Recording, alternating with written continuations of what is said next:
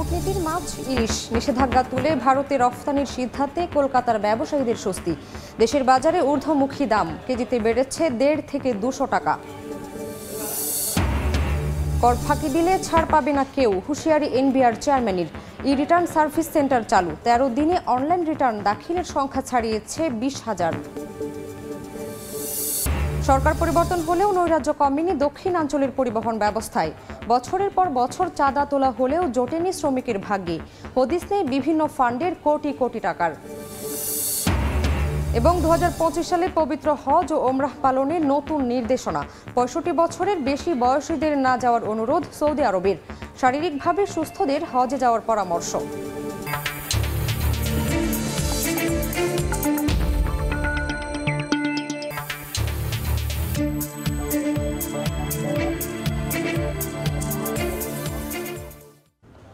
দেখছিলেন শিরোনাম। আমন্ত্রণ জানাচ্ছি দেশ ও দেশের বাইরের অর্থ বাণিজ্যের নানা খবর নিয়ে আমাদের নিয়মিত আয়োজন এ সময়ের বাণিজ্যে। আপনাদের সঙ্গে আছি আমি শামিমা শাম্মী।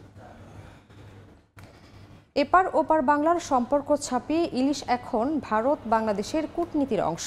পূজার আগে জনপ্রিয় মাছটি রফতানিতে নিষেধাজ্ঞা দিলে বাজার হারানোর শঙ্কা তৈরি হয় কলকাতার ব্যবসায়ীদের মাঝে।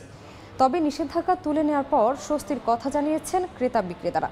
কলকাতার বাজার ঘুরে বিস্তারিত জানাচ্ছেন সুব্রত আচার্য, ছবি তুলেছেন বিশ্বজিৎ দাস। দক্ষিণ কলকাতার গড়িয়াহাট কাঁচাবাজার শহরের অন্যতম এই ব্যস্ত বাজারেই বেশি ওঠে বাংলাদেশ থেকে আসা রূপালী ইলিশ। প্রতি বছর পূজার আগে স্থানীয় বাসিন্দাদের অনেকেই আসেন পদ্মার ইলিশের খোঁজ নিতে।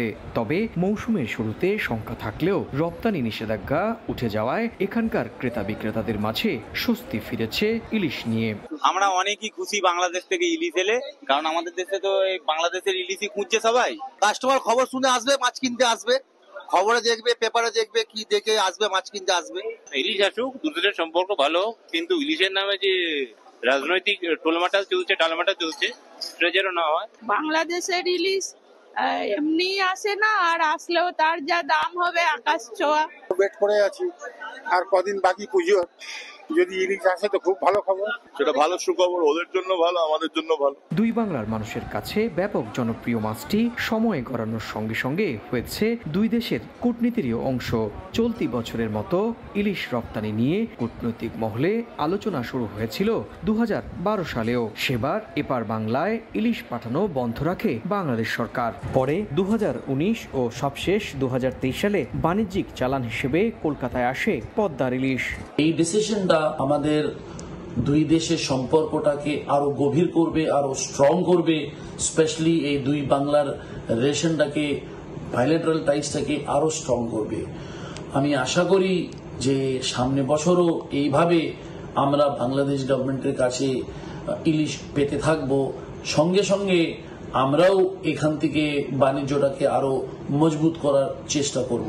ভরা মৌসুম হলেও বাংলাদেশে বেশ চড়া দামে বিক্রি হচ্ছে ইলিশ, যা নিয়ন্ত্রণে রাখতে সম্প্রতি রপ্তানিতে নিষেধাজ্ঞা দেয় অন্তর্বর্তী সরকার। এর পরিপ্রেক্ষিতে 9 সেপ্টেম্বর দেশটির সরকারের কাছে আমদানির অনুমতি চেয়ে আবেদন করে ভারতের ফিশ ইম্পোর্টার্স অ্যাসোসিয়েশন।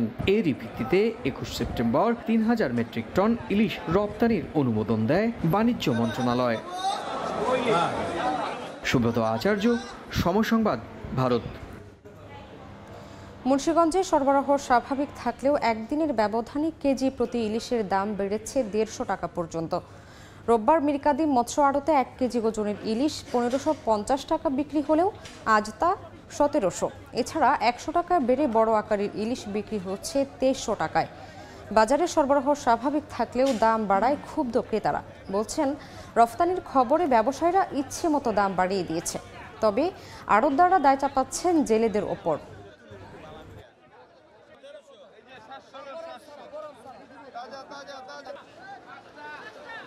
আগে ডিমাস 1 কেজি 150 করে বাড়ছে, আর বড় নিয়ে 2 কেজি 230 করে বাড়ছে।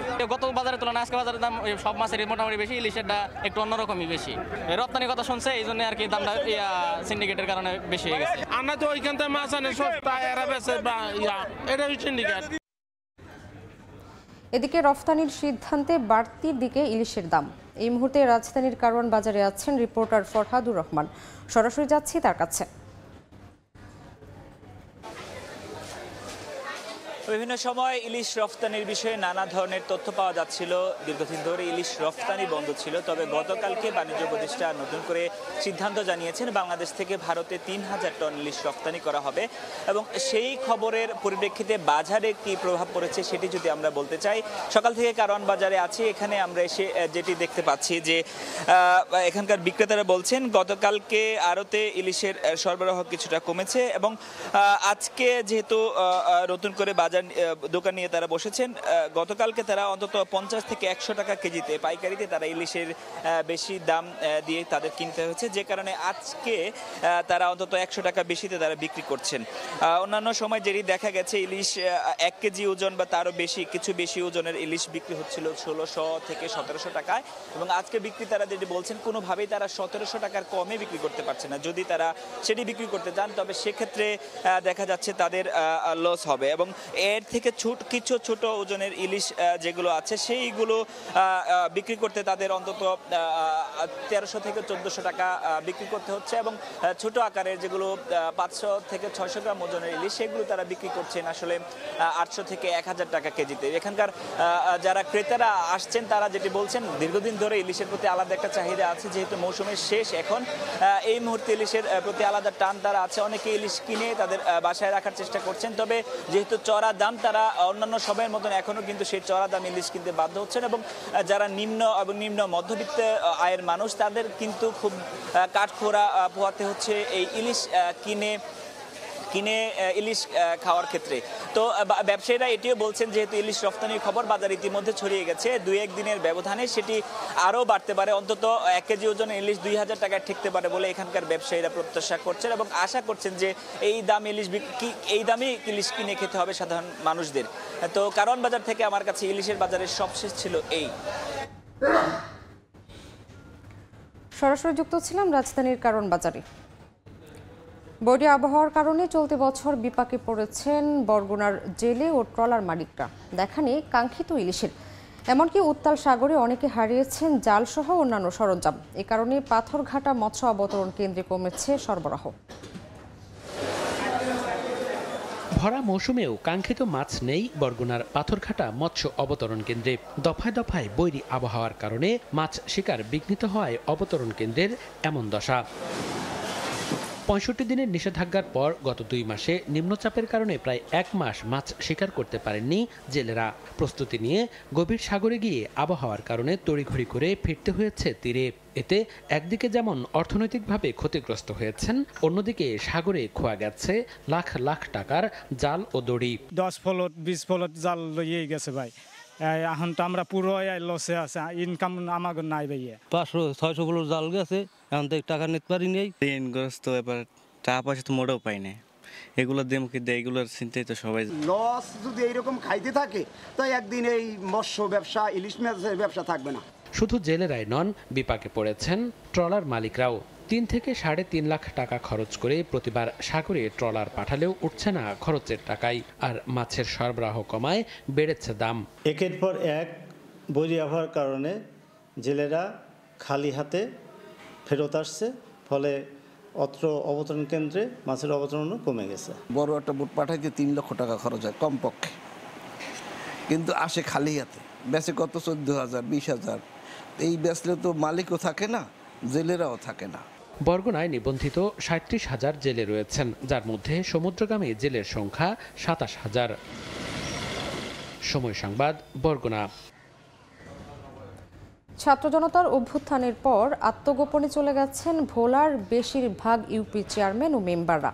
এ কারণে জেলেদের সহায়তায় প্রায় 1,500 মেট্রিক টন চাল খাদ্য গুদামে অলস পড়ে আছে। নতুন কোনো সিদ্ধান্ত না হওয়া এসব চাল বিতরণ নিয়েও দেখা দিয়েছে অনিশ্চয়তা। সরকারি সুবিধা থেকে বঞ্চিত হচ্ছে জেলার 58 ইউনিয়নের 50,000-এর বেশি জেলে পরিবার। তবে শিগগিরই চাল বিতরণের আশ্বাস মৎস্য বিভাগের। উৎপল দেবনাথের ছবিতে নাসির উদ্দিন লিটনের রিপোর্ট। সরকারি নির্দেশনা অনুযায়ী 20 মে থেকে 23 জুলাই পর্যন্ত 65 দিন সাগরে মাছ ধরায় ছিল নিষেধাজ্ঞা। এ সময় কর্মহীন ছিলেন জেলার প্রায় 70,000 জেলে। নিষেধাজ্ঞাকালে ৬৩,৯৫৪ জন জেলেকে খাদ্য সহায়তার জন্য বরাদ্দ দেয়া হয় ৮৬ কেজি করে চাল। প্রথম কিস্তির ৪২ দিনে ৫৬ কেজি করে চাল তালিকাভুক্ত জেলেদের মধ্যে বিতরণ করা হয়। ১৫ই আগস্টের মধ্যে দ্বিতীয় কিস্তির ২৩ দিনের ৩০ কেজি করে চাল বিতরণের নির্দেশনা ছিল।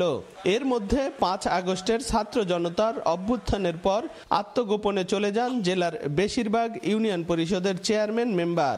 এতে আটকে যায় ৫২টি ইউনিয়নে ১,৫২০ মেট্রিক টন চাল বিতরণ। বিপাকে পড়েন ৫০,০০০-এর বেশি জেলে। সহায়তা না পেয়ে অভাবে দিন কাটছে জেলে পরিবারগুলোর। বর্তমানে সহায়তার চাল জেলার খাদ্য গুদামে পড়ে আছে।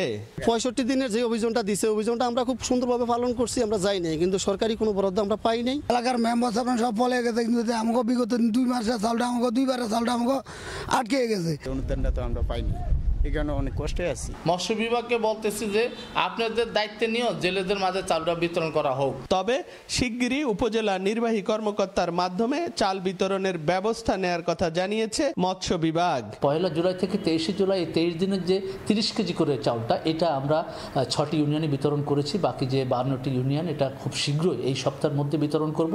এটা বাকি ছিল। জেলায় নিবন্ধিত জেলের সংখ্যা ১,৭০,০০০। নাসির উদ্দিন লিটন, সময় সংবাদ, ভোলা। কর ফাঁকি দিয়ে কেউই রেহাই পাবে না বলে কড়া হুঁশিয়ারি দিলেন জাতীয় রাজস্ব বোর্ড এনবিআর-এর চেয়ারম্যান আব্দুর রহমান খান। সকালে রাজধানীর আগারগাঁওয়ের রাজস্ব ভবনে ই রিটার্ন সার্ভিস সেন্টার চালুর পর সাংবাদিকদের কথা বলেন তিনি। এনবিআর চেয়ারম্যান ছাড়াও এ সময় উপস্থিত ছিলেন ইউরোপীয় ইউনিয়নের কোঅপারেশন হেড মিশেল ক্রেজা। এরপর সার্ভিস সেন্টার ঘুরে দেখেন তারা। এর আগে গেল ৯ সেপ্টেম্বর অনলাইনে রিটার্ন দাখিলের ওয়েবসাইট বড় আকারে চালু করা হয়। ২১ সেপ্টেম্বর পর্যন্ত ১৩ দিনে অনলাইন রিটার্ন দাখিলের সংখ্যা ২০,০০০ ছাড়িয়ে গেছে বলে জানিয়েছে এনবিআর।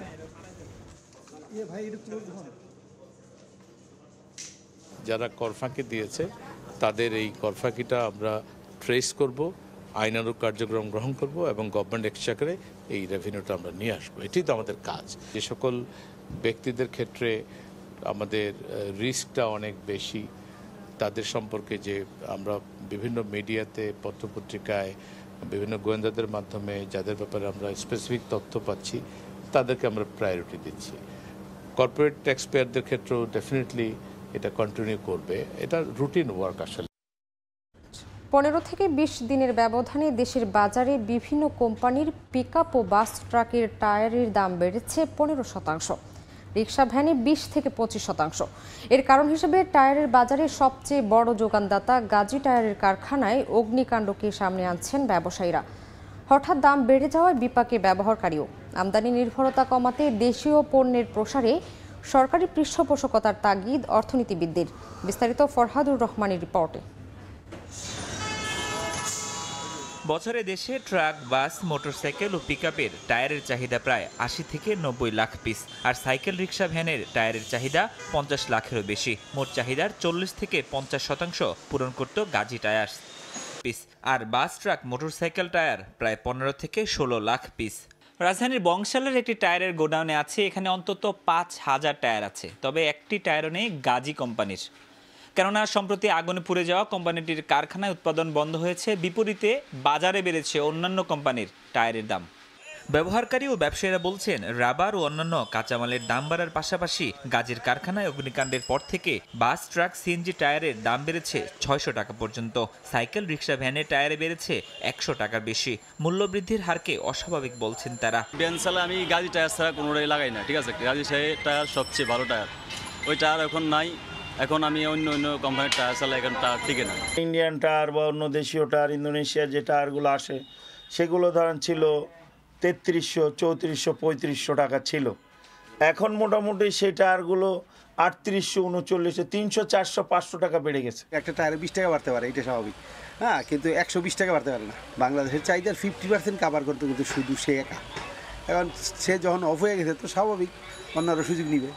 অর্থনীতিবিদরা বলছেন, গাজী টায়ার্সের শূন্যতা এরই মধ্যে ব্যবসায়ী ও ভোক্তার উপর প্রভাব ফেলতে শুরু করেছে। আমদানি নির্ভরতা কমাতে দেশীয় পণ্যের প্রসারের বিকল্প নেই। ইম্পোর্টের ডিপেন্ডেন্স আমাদের অলরেডি বেড়ে গেছে। এই প্রোডাক্টটা দেশের ভিতরেই তৈরি হতো, একটা বড় অংশ আসতো।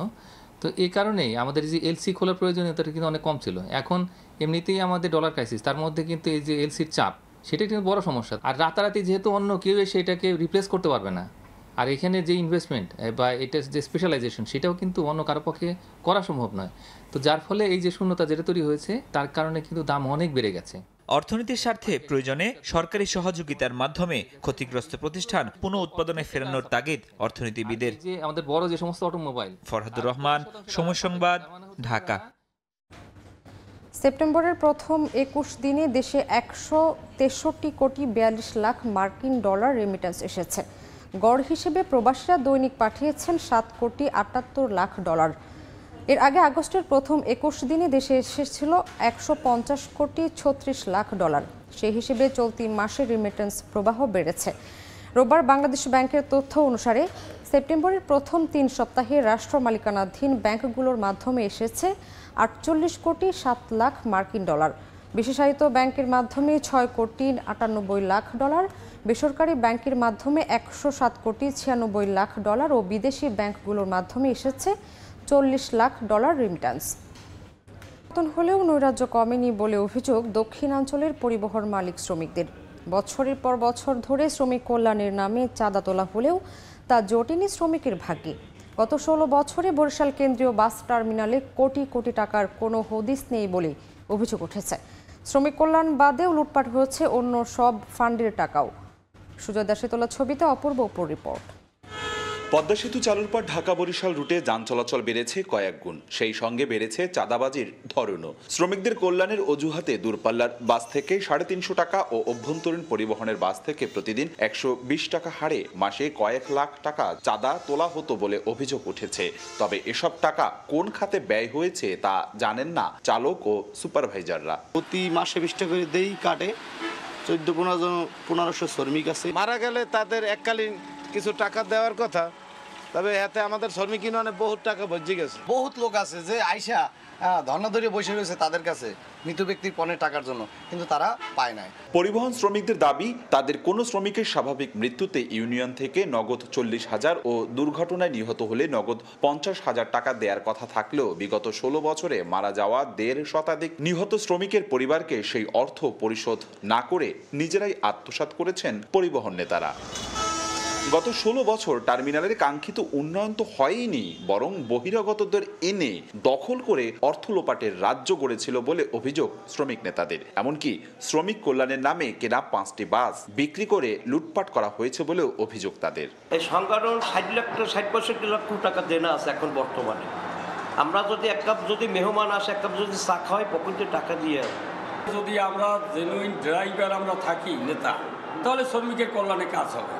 যদি বহিরাগত আবার দলীয়ভাবে আসে তাহলে শ্রমিকের আশা করা যায় না। জেলা আওয়ামী লীগের সভাপতি ও সাবেক চিফ হুইপ আবুল হাসনাত আবদুল্লাহর বদৌলতে 2012 থেকে 2019 এবং 2023 সালের জুন থেকে অক্টোবর পর্যন্ত সভাপতি আফতাব হোসেন, 2022 সালের মার্চ থেকে 2023 সালের মার্চ পর্যন্ত গোলাম মোর্শেক এবং 2023 সালের নভেম্বরে সাবেক সিটি মেয়র খোকন আবদুল্লাহর সহযোগিতায় দায়িত্ব নেন মহানগর ছাত্রলীগের সাবেক সাধারণ সম্পাদক অসীম দেওয়ান। অপূর্ব অপু, সময় সংবাদ, বরিশাল।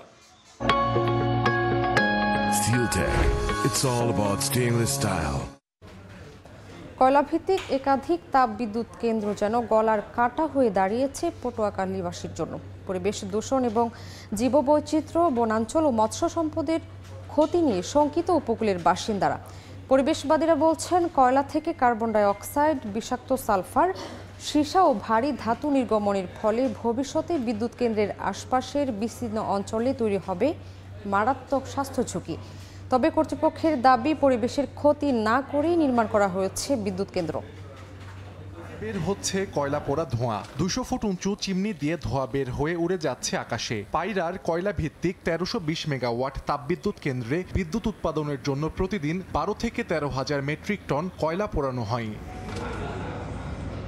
পরিবেশবিদরা বলছেন, কয়লা ভিত্তিক বিদ্যুৎ কেন্দ্র অন্যান্য যে কোনো ধরনের বিদ্যুৎ কেন্দ্র থেকে বেশি কার্বন ডাই অক্সাইড নির্গমন করে। এছাড়া বিষাক্ত sulphur die oxide, nitrogen, cadmium, সীসা, ছাই, গ্যাস ও ভারী ধাতু পরিবেশে নির্গমনের ফলে বিদ্যুৎ কেন্দ্রের আশপাশের বিস্তীর্ণ অঞ্চল দূষণের কবলে পড়েছে। এতে মারাত্মক স্বাস্থ্য ঝুঁকি তৈরি হয়েছে। এমনকি ঝুঁকিতে আশপাশের বন্য ও জলজ প্রাণীও। উপর থেকে দেখলে মনে হবে ডেভেলপমেন্ট, কিন্তু ভিতর থেকে একটা বড় ধরনের ডিস্ট্রাকশন। এটি শুধুমাত্র হেলথ হেলথ ইস্যুসগুলো, এলাকার ক্রাইম রেট থেকে শুরু করে টোটাল বায়োডাইভার্সিটির উপরে এর একটা বিরূপ প্রতিক্রিয়া আছে। যদিও কর্তৃপক্ষ শুরু থেকেই বলে আসছে পরিবেশের ক্ষতি না করে করা হয়েছে বিদ্যুৎ কেন্দ্র।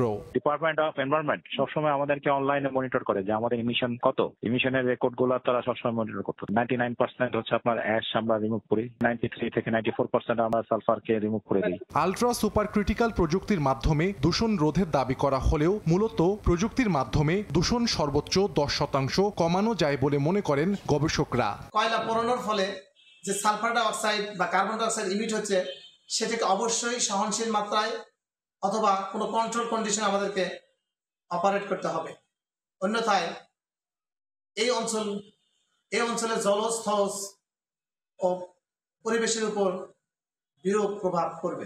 বাংলাদেশ ও চীনের যৌথ বিনিয়োগে 2017 সালে পটুয়াখালীতে নির্মাণ করা হয় পায়রা তাপবিদ্যুৎ কেন্দ্র। এর 2 বছর পর 2019 সালে এর পাশেই নির্মাণ করা হয় RNPL তাপবিদ্যুৎ কেন্দ্র।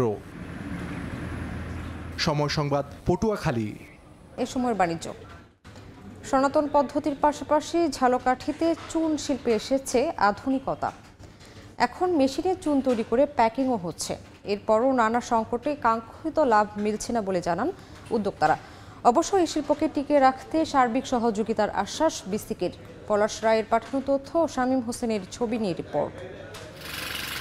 মাছের ঘের খালবিল থেকে সংগ্রহ করা হয়েছে শামুক ও ঝিনুক। প্রথমে পরিষ্কারের পর তা দেয়া হচ্ছে একটি মেশিনের মধ্যে। নানা প্রক্রিয়ার মধ্য দিয়ে তৈরি হচ্ছে চুন। একই সঙ্গে প্যাকিংও করা হচ্ছে একই মেশিনে। ঝালকাঠিতে চুন শিল্পে এসেছে আধুনিকতা। সনাতন পদ্ধতির পাশাপাশি যুক্ত হয়েছে আধুনিক প্রযুক্তি। আগের চেয়ে সহজ হয়েছে উৎপাদন, কমেছে সময়। তবে কারিগররা বলছেন বর্তমানে জলাশয়ে শামুক ও ঝিনুক কমে গেছে। কাঁচামালের দাম বেড়ে যাওয়া ও কাঙ্ক্ষিত মূল্য না পাওয়ায় এই শিল্প টিকিয়ে রাখতে কষ্টসাধ্য হয়ে পড়েছে। আমাদের চুন এখন আর আগের মতো নাই, শিল্প কইতে গেলেই শেষ। প্রচুর টাকা দিয়ে কিনতে হয়, বিক্রির সময় একটু কম হয় বিক্রি করতে। আগে কলার ব্যথায় চুন বেশি, হরি ব্যথায় চুন বেশি, এখন আধুনিক হয়েছে। পূর্বপুরুষ থেকে এই কাজ আমরা পরিচালনা করছি, আর এই কাজ আমরা এখন পর্যন্ত আমরা যারা এখন পরের প্রজন্মে তারা একটু ধরে রাখার জন্য চেষ্টা করতেছি। তবে চুন শিল্পকে টিকিয়ে রাখতে উদ্যোক্তাদের সার্বিক সহযোগিতার কথা জানায় বিসিক কর্তৃপক্ষ। এই শিল্পের সাথে যারা জড়িত তাদেরকে কারিগরি এবং আর্থিক সহায়তার জন্য বিসিক সবসময় প্রস্তুত। ওনাদের যদি প্রয়োজন হয় বিসিক সর্বাত্মক সহায়তা করবেন। বংশ পরম্পরায় ঝালকাঠিতে চুন শিল্পের সঙ্গে জড়িত কৌড়া সম্প্রদায় মানুষ। জেলার 10টির বেশি চুন কারখানার সঙ্গে জড়িত শতাধিক পরিবার। সময় সংবাদ, ঝালকাঠি। দেখছেন এ সময় বাণিজ্য। 2025 সালে পবিত্র হজ ও ওমরাহ পালনের নতুন নির্দেশনা দিয়েছে সৌদি আরব। 65 বছরের বেশি বয়সী ও কঠিন রোগে আক্রান্তদের হজ করতে না যাওয়ার অনুরোধ জানিয়েছে দেশটির স্বাস্থ্য মন্ত্রণালয়। সৌদি আরব থেকে আরিফুর রহমানের প্রতিবেদন। হজ ও ওমরা পালনের জন্য প্রতি বছর লাখ লাখ মুসলমান সৌদি আরবে আসেন। বিশ্বের বিভিন্ন দেশের শিশু কিশোর থেকে শুরু করে বয়োবৃদ্ধ সবাই মহান আল্লাহর সান্নিধ্য অর্জন এবং ইসলামের বিধান পরিপালনের জন্য হজ পালন করেন। তাদের নিরাপত্তা ও স্বাস্থ্যসেবা নিশ্চিতে পর্যাপ্ত ব্যবস্থাপনা থাকে সৌদি সরকারের পক্ষ থেকে। এরপরও দেশটির প্রাকৃতিক আবহাওয়া বৈচিত্র্য মানিয়ে নিতে না পারায় মৃত্যুবরণ করেন অনেকে। 2025 সালের হজ ও ওমরা পালনের জন্য বিশেষ নির্দেশনা দেওয়া হয়েছে। সৌদির স্বাস্থ্য মন্ত্রণালয় বলেছে, যাদের বয়স 65 বছর বা তারও বেশি কঠিন রোগে আক্রান্ত, যেমন হৃদরোগ, কিডনি, শ্বাস প্রশ্বাসজনিত সমস্যা, ডায়াবেটিস, রোগ প্রতিরোধ ক্ষমতা কম, ক্যান্সার এবং 12 বছরের কম বয়সী শিশু, তাদের হজ ও ওমরা পালনের পরিকল্পনা বাদ দেওয়া উচিত। দেশটির কর্তৃপক্ষ বলছে, আগামী বছরও হজ হবে গ্রীষ্মকালের প্রখর রোদ ও গরমের মধ্যে। এজন্য যাদের শরীর সুস্থ তাদেরকে হজে যাওয়ার অনুরোধ জানানো হয়েছে। চলতি বছর হজ করতে 25 লাখের বেশি মুসল্লি একত্রিত হন সৌদি আরবে। এদের মধ্যে প্রায় 1300 মুসল্লির মৃত্যু হয়, যাদের বেশিরভাগ প্রাণ গেছে অতিরিক্ত গরমের কারণে। আরিফুর রহমান, সময় সংবাদ, সৌদি আরব। এ পর্যায়ে শীর্ষ সংবাদগুলো জানিয়ে দিচ্ছি আরেকবার। কূটনীতির মাছ ইলিশ নিষেধাজ্ঞা তুলে ভারতে রফতানির সিদ্ধান্তে কলকাতার ব্যবসায়ীদের স্বস্তি। দেশের বাজারে ঊর্ধ্বমুখী দাম, কেজিতে বেড়েছে 1.5 থেকে 200 টাকা। কর ফাঁকি দিলে ছাড় পাবে না কেউ, হুঁশিয়ারি এনবিআর চেয়ারম্যানের। ই রিটার্ন সার্ভিস সেন্টার চালু, 13 দিনে অনলাইন রিটার্ন দাখিলের সংখ্যা ছাড়িয়েছে 20,000।